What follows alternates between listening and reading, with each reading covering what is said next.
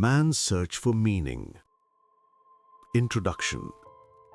Sometimes, life takes away everything we thought we could never lose. Our happiness, our home, our dreams, our hope.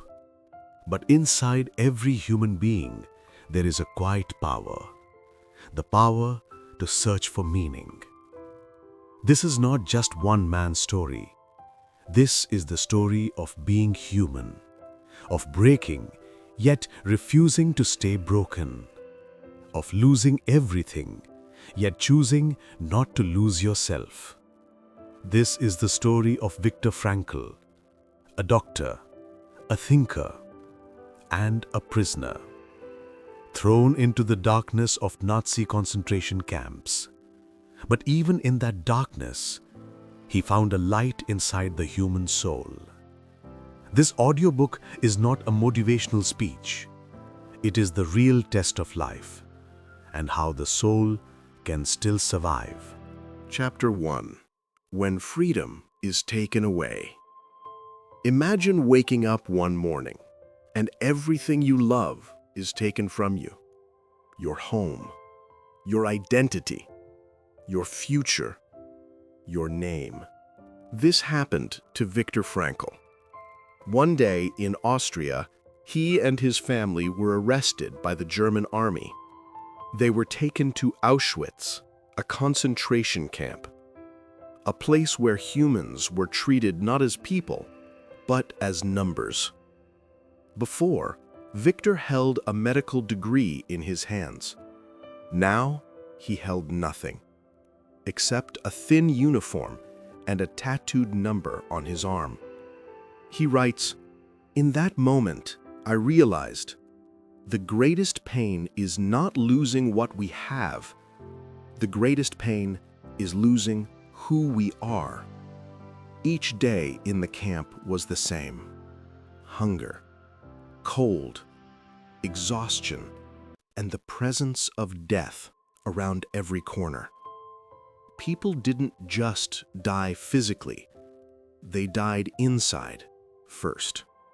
But Viktor noticed something extraordinary.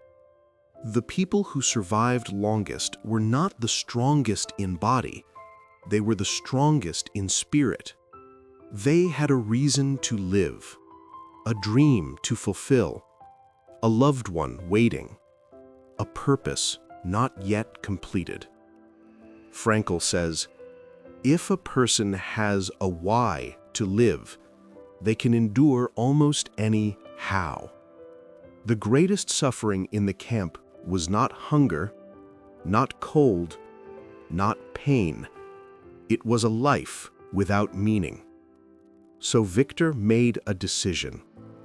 He would try to help others find meaning, even in hell. He talked to the prisoners.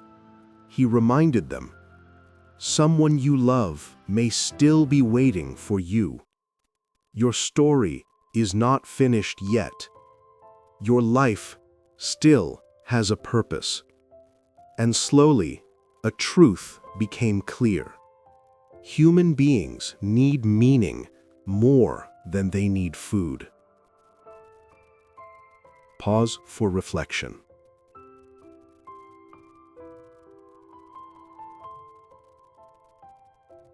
Now think, in our lives too, things break, dreams fail, people leave, we feel lost. The real question remains, can we still find a reason to live, even when life becomes unbearable? This book is the search for that answer. Chapter 2. The Will to Meaning. There is a question every person asks at some point in life. Why am I alive? Not how to live, where to live, or what to achieve, but the deeper question, for what? In the concentration camp, this question became sharper, heavier, and unavoidable. When every day brought hunger, pain, and death, survival felt impossible without a reason. Viktor Frankl observed something profound. Humans are not driven mainly by pleasure, as Freud once said, nor by power, as Adler believed. Human beings are driven by something else, the need for meaning. Meaning is like oxygen for the soul. You cannot see it, you cannot touch it, but without it, you collapse from the inside. A moment in the camp. One night, Viktor spoke softly to a man who had lost all hope. The man said, "Nothing matters anymore." Viktor looked into his tired eyes and asked gently, "Tell me, is there someone in this world who loves you? Someone waiting for you?" The man closed his eyes, and a picture appeared in his mind. His wife. He didn't know if she was alive, but the love he had for her still existed. Viktor said, "Love is not just an emotion, it is a source of meaning. Even if the person you love is far away, even if they may not return, your love can still keep you alive, because love gives your suffering a direction." Narration slows. Frankl writes, "We needed to stop asking what we expected from life, and instead realize what life expected from us." Life is not something we figure out. Life is something we respond to. Every moment says, "Here is your challenge. How will you answer?" Meaning is not found in comfort. Meaning is often found in difficulty. Meaning can come from three places. Frankl discovered that meaning appears in life through 1. Love, caring deeply for someone or something. 2. Purpose, doing work that matters. 3. Courage in suffering, facing pain with dignity and patience. Even when everything is taken away from us, we still have one final freedom, the freedom to choose our attitude. The Nazis could take Viktor's clothes, his name, his family, his freedom, but they could not take way he chose to face his suffering. That final choice is where meaning lives. Pause for reflection.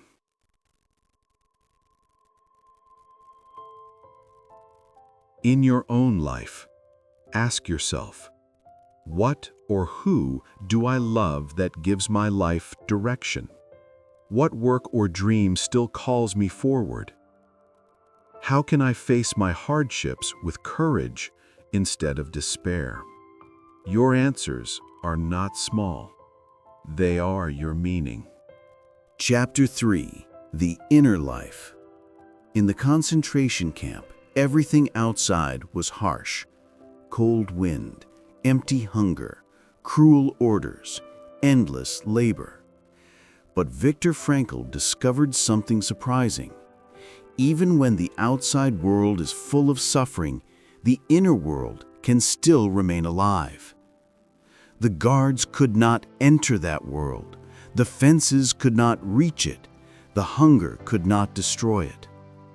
Inside each person there remained a small, fragile flame, a spark of imagination, a memory, a dream. This inner life became the place where freedom survived. A moment of escape. One day, while marching in freezing weather, Viktor felt his body weaken. His feet were numb. His clothes were thin. Death was close.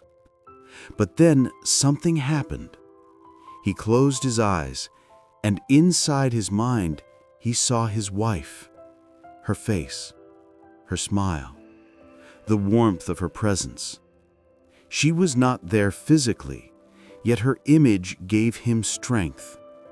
He writes, "I understood that love goes beyond the physical presence of a person.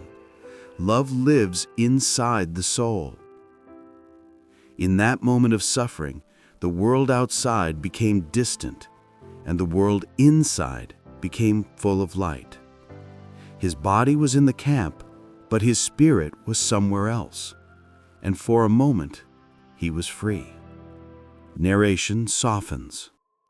The inner life allowed prisoners to remember a sunrise, the smell of bread in a warm kitchen, laughter from childhood, a song once heard long ago. These memories were like small lanterns in the dark. They did not remove suffering, but they gave meaning to endure it. Frankl writes, "Everything can be taken from a person except one thing: the freedom to choose one's attitude." The guards had power over their bodies, but not over their thoughts. And so the inner life became a sanctuary. The battle inside. But there was a challenge too. If a person lost their inner life, if they let despair erase their memories, they grew empty. Their eyes became dull. Their steps became heavy. Their spirit collapsed first, and the body followed soon after. The real struggle was internal. To keep the mind alive, to feed the soul when the body was starving, to hold on to meaning when the world tried to erase it. Pause for reflection. Think about your own life. We all have struggles, sometimes outside, sometimes inside. Ask yourself, what memories give me strength? What inner world do I carry even in dark times? Your inner life is not weak. It is the heart of your survival. Protect it. Nourish it. Keep it alive. Chapter 4. Suffering as a Teacher. In life, we avoid suffering. We fear it. We run from it. We pray it never touches us. But in the concentration camp, suffering was everywhere. It could not be escaped. It could not be ignored. It became the air they breathed.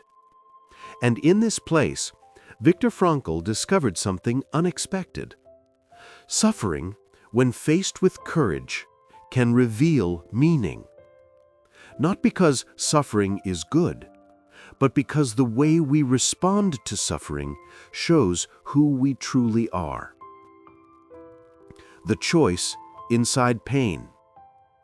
Two prisoners could live the same day, the same hunger, the same cold, the same cruelty, yet their inner lives could be completely different. One person might lose hope. This pain means life is empty. Another might rise inside. This pain is asking me to become stronger. The suffering is the same, but the meaning is different. Frankl writes, "Suffering is not necessary to find meaning, but when suffering comes, we are given the chance to turn it into something noble." Suffering becomes a teacher when we choose our response. A small act of courage. Once, Viktor saw a man share his last piece of bread with another starving prisoner. It was a tiny act, a fragile, quiet gesture. But in that moment, humanity shined brighter than the darkness around them. Frankl writes, "Even in the worst conditions, something inside of us can remain unbroken." The camp tried to reduce men to animals, but that small act of kindness said, "We are still human, not because of what we have, but because of what we give." Suffering can shape character. Pain can harden us, or pain can deepen us. It can fill us with bitterness, or fill us with understanding. Frankl believed, "We do not always control what happens to us, but we always control how we face it, what meaning we give it, who we become because of it." This is the final freedom of being human. Pause for reflection. In your own life, think of a difficult chapter you survived. Maybe heartbreak, maybe failure, maybe loss, maybe something you never talk about. That suffering did not destroy you. You are here, listening, breathing. Ask yourself, what strength did that pain give me? What wisdom did it leave behind? Sometimes the pain we never wanted turns us into the person we needed to become. Chapter 5. The Meaning of Love. Among all the lessons Viktor Frankl learned in the concentration camp, one rose above everything else. Love is the highest form of meaning. Not comfort, not power, not survival. Love. Even when separated, even when silent, even when uncertain, love lives in the soul, not in the world. The vision of his wife. During one of the hardest marches in the freezing cold, Viktor felt his body fading. He was exhausted. His hands were numb. His breath was weak.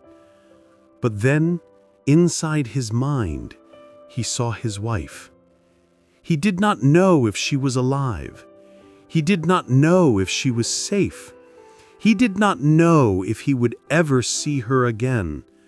But in that moment, her presence was real. Her face, her eyes, her warmth. It was as if she was walking beside him. Frankl writes, "I understood that love is not dependent on the presence of the beloved. Even if she was gone, the love he carried for her stayed alive, and that love carried him." Love gives strength. When the world outside crumbles, love becomes a shelter inside. Love says, "I will hold you through this. I will stay with you, even in memory. You are not alone."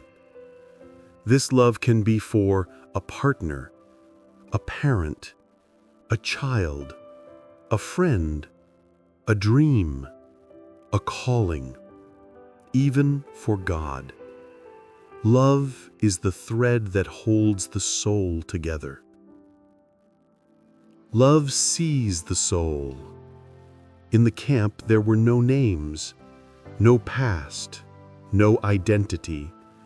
But love reminded Viktor that a human being is more than their suffering.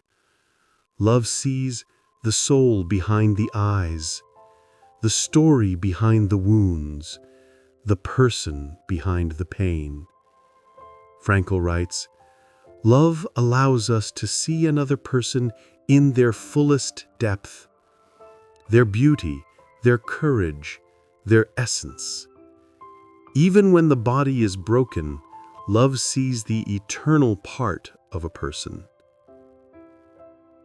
Narration slows, gentle reflection. Think about someone you love, someone far, someone gone, someone close, someone silent, someone who shaped you. Feel how your heart moves when you remember them. That movement is meaning. You carry that meaning with you wherever you go. Pause. 5 seconds of quiet. Chapter 6. Freedom of the Soul. There are prisons made of concrete, metal, and walls. And there are prisons made of fear, grief, and memory. In the concentration camp, both kinds of prisons existed. The guards could control the prisoners' bodies, where they worked, what they ate, how they slept, when they suffered. But Viktor Frankl discovered there was one place they could never touch: the inner freedom of the soul. The last human freedom. Frankl writes, "Everything can be taken from a person but one thing: the freedom to choose one's attitude." They could take away his clothes, his family, his career, his dignity, and even his future. But they could not decide what he believed or who he chose to be inside. This was the last human freedom: to decide the meaning of our suffering, to choose our response, to remain human in a place designed to destroy humanity. The camps tried to break the soul. Every day, prisoners were pushed toward despair, beaten, starved, humiliated.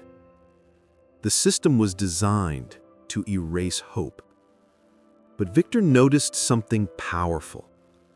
Even in the worst moments, a person could rise above their suffering by choosing how to interpret it. Some men gave their last piece of bread. Some comforted others. Some prayed softly through the night. Their bodies were weak, but their spirits were strong. They were free, even while imprisoned. Narration softens. Freedom is not always about open doors or wide skies.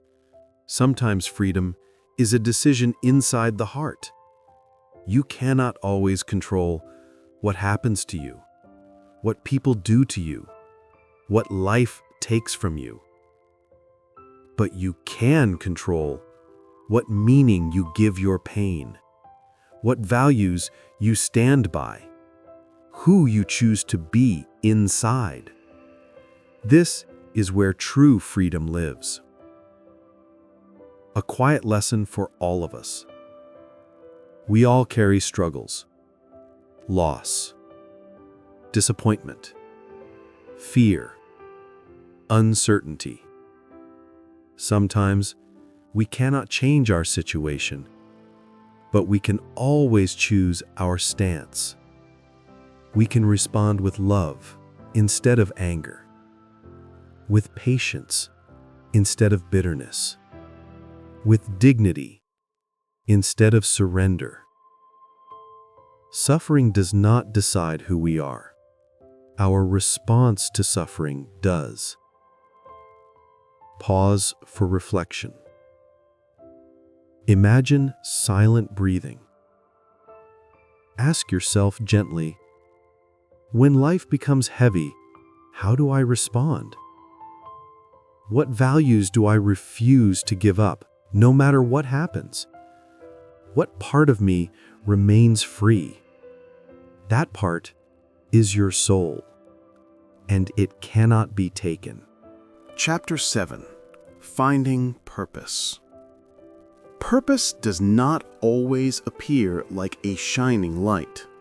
Sometimes it begins as something small, a memory, a promise, a responsibility, a voice inside that whispers, "Not yet, keep going." In the concentration camp, every day was a question. Why stay alive? What is left to live for? What meaning can survive in a place without hope?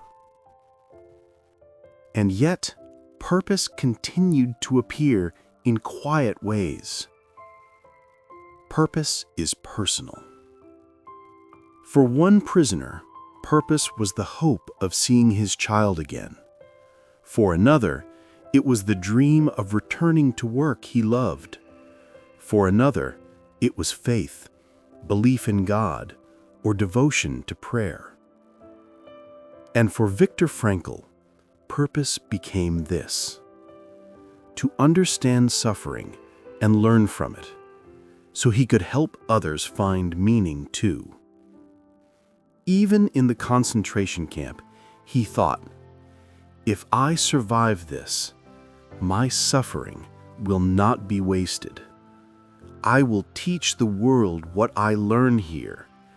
His purpose became larger than his pain. Purpose gives direction. Without purpose, suffering feels meaningless. But with purpose, suffering becomes endurance. Purpose is like a compass. When the world is dark, it points you forward. Frankl writes, "Life is not about seeking pleasure or avoiding pain. Life is about finding meaning. We do not live just to survive. We live to become, to grow, to create, to love, to serve, to learn, to give. This is purpose." Narration slows. Sometimes we think purpose must be grand, changing the world, achieving success, becoming someone extraordinary. But purpose can be simple: to raise a child with love, to heal from what hurt you, to live kindly, to tell the truth, to create something meaningful, to help someone who is suffering. Purpose is not measured by size, it is measured by depth. Pause for reflection. Ask yourself softly, what gives my life direction? What do I care about so deeply that I would endure difficulty for it? What future moment am I trying to reach?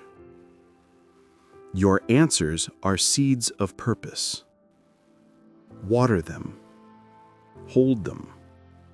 Follow them. Chapter 8. Life's Questions. Life does not simply give us meaning. Life asks us questions every day, every moment.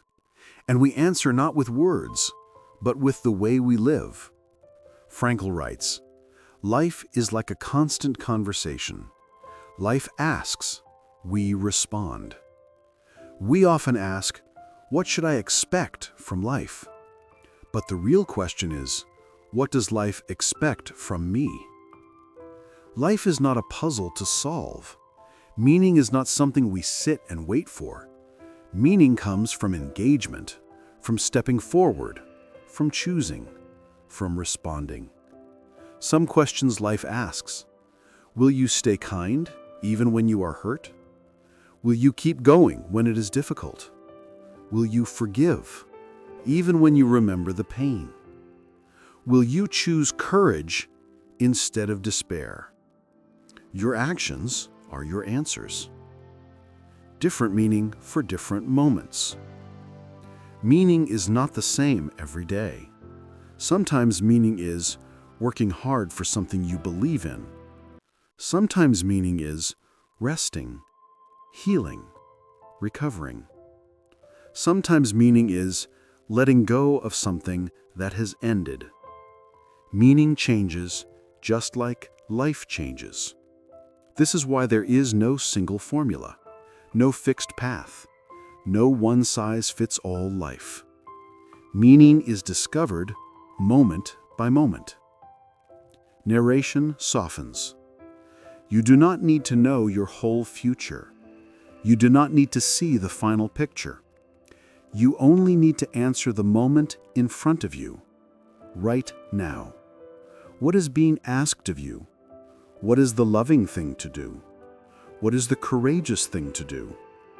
What is the honest thing to do? Meaning is found one breath at a time. Every life has meaning. No matter your background, your mistakes, your losses, your wounds, your life is not meaningless. Frankl writes, "The meaning of life is unconditional. It never disappears, even in suffering. You are here. You are alive. Your heart still beats. This alone means life is still asking something of you. Your existence is the conversation." Pause for reflection. Close your eyes for a moment. Take one slow breath. Ask yourself gently, what is life asking of me in this chapter? Not forever, just now. That answer is your meaning today, and that is enough. Chapter 9. Rising Beyond Suffering. There comes a moment in every life when pain feels heavier than our strength, when life seems to close in around us, when the weight of loss, fear, or grief presses on the heart like stone. Frankl knew this moment. He lived it in the camps. He saw despair in the eyes of men who had nothing left. But he discovered something powerful. Suffering does not destroy meaning. Suffering reveals meaning. The choice in pain. Pain asks a question.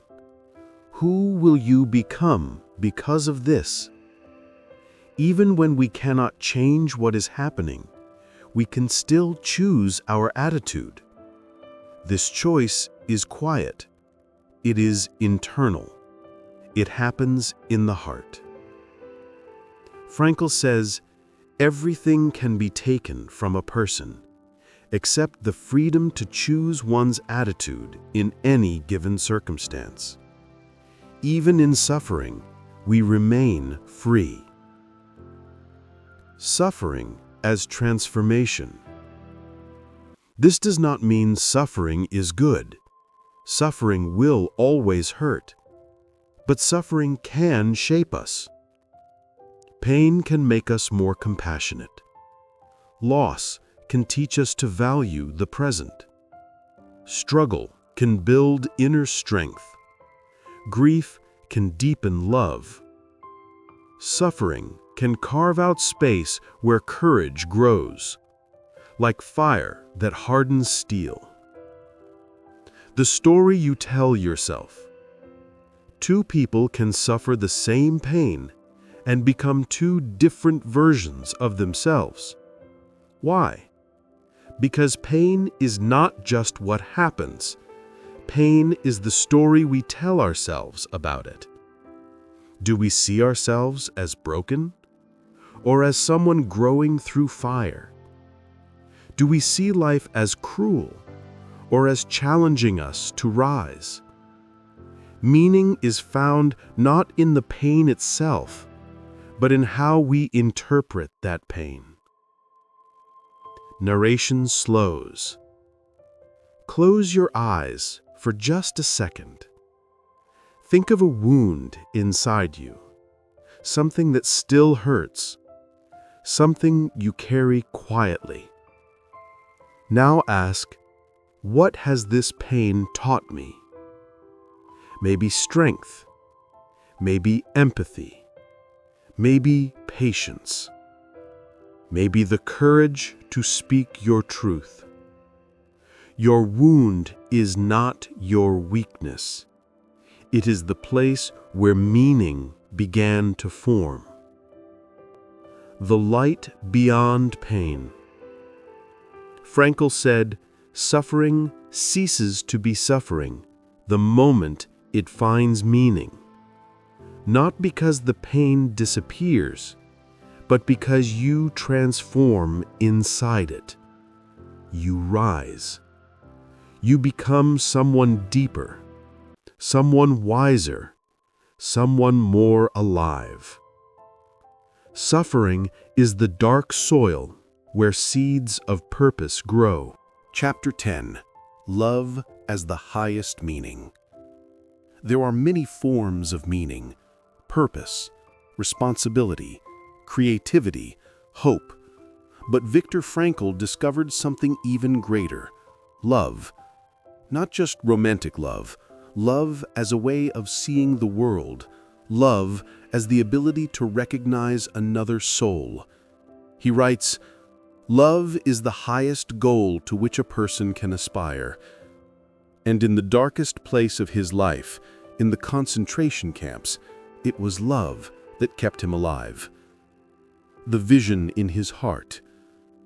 He often walked in the freezing cold, starving, exhausted, surrounded by suffering. And yet in those moments, his mind would return to one thing: the face of the woman he loved. He did not even know if she was alive. He had no letters, no photographs, no proof. He only had the memory of her. He says, "My imagination grasped her as if she were present. I heard her answer me. I saw her smile." Love existed beyond suffering, beyond distance, beyond fear. It lived in his heart, untouchable. Love sees the soul. Love is when we see another person not for what they are on the outside, but for who they are inside. Love is the recognition of a soul. This kind of love does not break when times are hard. It does not fade when bodies grow old. It does not end when someone is gone. Love remains. Love remembers. Love continues. Love transforms us. Narration softens. Think of someone you love, not in a dramatic way, just gently. Maybe someone who changed your life, someone who made you feel seen, someone who brought warmth to your world. You carry them with you, even when they are not near. This is the kind of love Frankl speaks of, a love that becomes part of your meaning. Love gives us a reason to live. When we love someone, we become capable of more patience, more sacrifice, more courage than we ever imagined. Love makes us rise. Love gives life value. Love whispers, "Keep going." Love as a path. Your purpose may not be clear today. Your future may feel uncertain. But the love you give, the love you hold, the love you protect, that is meaning. You have loved. You have been loved. This alone is proof your life has mattered. If you enjoyed this video, don't forget to subscribe for more. You can also encourage them to turn on notifications.